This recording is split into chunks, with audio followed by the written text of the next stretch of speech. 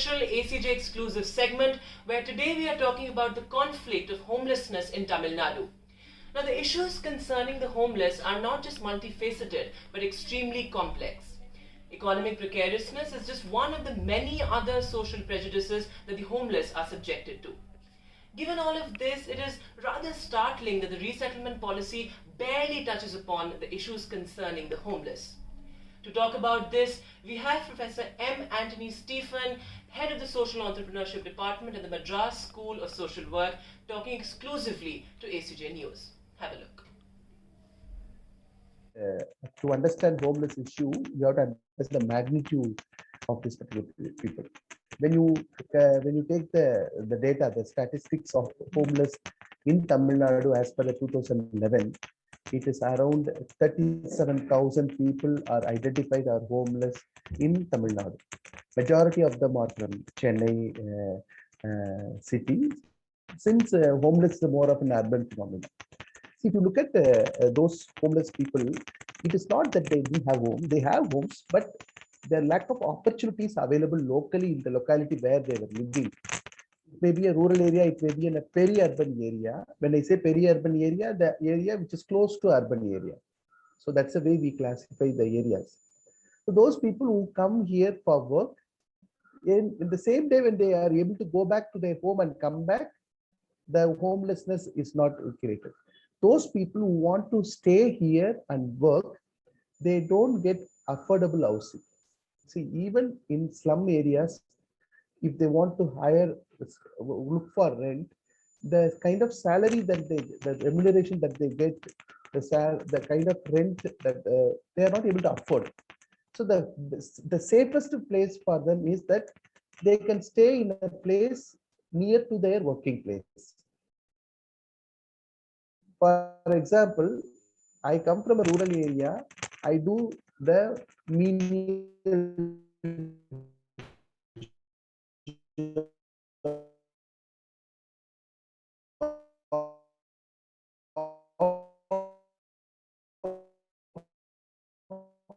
Sir, Chennai. sir, I think we lost you for can a second. We lost you for a second, actually. I think that some internet lag is there. Yeah, could you, yeah. go ahead. So those people are basically a migrant population from rural to urban area in search of jobs, in search of better livelihoods. They come. Since they don't get affordable housing in the urban areas, the only temporary place they settle, they go is this under the pavements or under the bridges, or they can also stay in some other places. Thanks, Ka. Some other places where they can temporarily they will be there. So these people, when they live in an open place, they are exposed to all sorts of problems.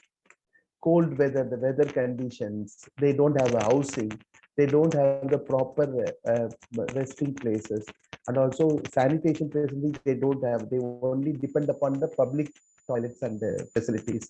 So like that, they are exposed to all sorts of problems, particularly during any flood or pandemic. They are the people who are who are vulnerable and affected by all these components very easily. They are susceptible for many problems. So this is the main problem. When you take, again, their jobs are highly irregular. They may not get the job. Though they get jobs, they can get a nominal salary that is inadequate for them. Okay, if they stay under the bridges and the places, they can save some money. Some of them, why they also prefer, because they have something they have to pay back to their family back. Maybe some exorbitant interest rate they might have got for some other purpose, where for health reasons or some other family functions. So for that reason, when if you take and analyze the problems of homeless, there are some social problems, there are economic problems. When you take the social problem angle, their children, particularly those, some people come alone, some people come with the family, some people come with the family and their children. So the homelessness situation affects the breadwinner, the women and children in a different way. All of them are getting affected by that. For example, if there are particular girl children in the homeless family, automatically it is really a nightmare, because many of the people in the homeless, the men particularly, they tend to take alcohol. There is no safety for them. And also sometimes the harsh drive by the people, they also get, there are some incidents here and there is happening. But the place where they are staying is highly insecure in nature. See, these are all the main problems they face. Right, They, sir. since they, let me also complete one point. Right. Since they don't have proper identity proof, they are not able to avail any of the schemes by the government because they have some ID card, whatever. These are all the evident proof of the place where they are originally were there. So that is the major problems they are facing. So could you very briefly also talk about being a professor of social entrepreneurship, a little bit about the social sort of exclusion that they are subjected to and treatment as outcasts? So could you talk a little bit about that, like the social angle of it? Yeah,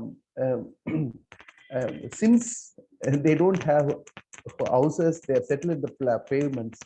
They are really not treated properly by the police, traffic police. They also get a lot of problems from the local rowdy walas and also the corporation, because this no government, no department takes the ownership of taking care of these people. So whoever as an authority, they will go and really make them and terrorize them. And sometimes if they get into some business and activity, they take their all the belongings. So that itself, the place itself is very vulnerable situations where they are really disturbed or by many other forces. So these are particularly police and rowdies and also the corporation officials, even the local people, the people who are locally there, even they look at them, even people in the slums, they look at them something below to them. So they are not treated at par with them. They are subjected to all sorts of uh, uh, uh, inhuman treatments by not only by the government officials, by the public, by the lawmaking authority. So only sometimes the NGOs have soft corner, the non-government organizations who are addressing the issues of homeless, they almost have soft corner to them. But rest of the community, they all face a lot of problems that they are facing. This is one thing. They are completely excluded. Even if any kind of government support is they are about to entitle, if they go and approach, they will ask, where is your proof of identity, where you are. If they say that I'm staying in a paper, I'm homeless, I'm staying there, they cannot entitle. Even ration shops, they cannot have it in the cities. Even they don't have the proper, if at all there is any kind of government support or assistance, economic assistance, they are not able to. So by the government, they are not able to get anything. Even by the local areas also, they don't get anything. So they are more susceptible for different types of problems that they can. Right, right, sir.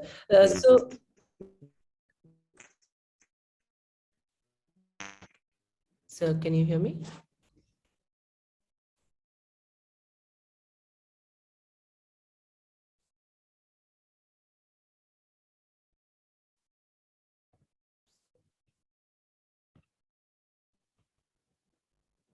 Agarwal, please. Yes, sir. Can you hear me? I think there's some. Yeah, now it's okay. Yes, yes.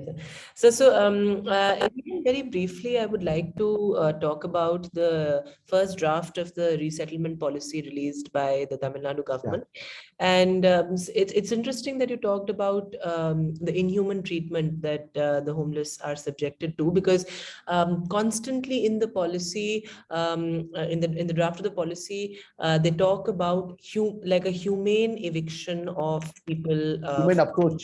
Humane approach to the eviction of the homeless from objectionable government-owned Porambok lands.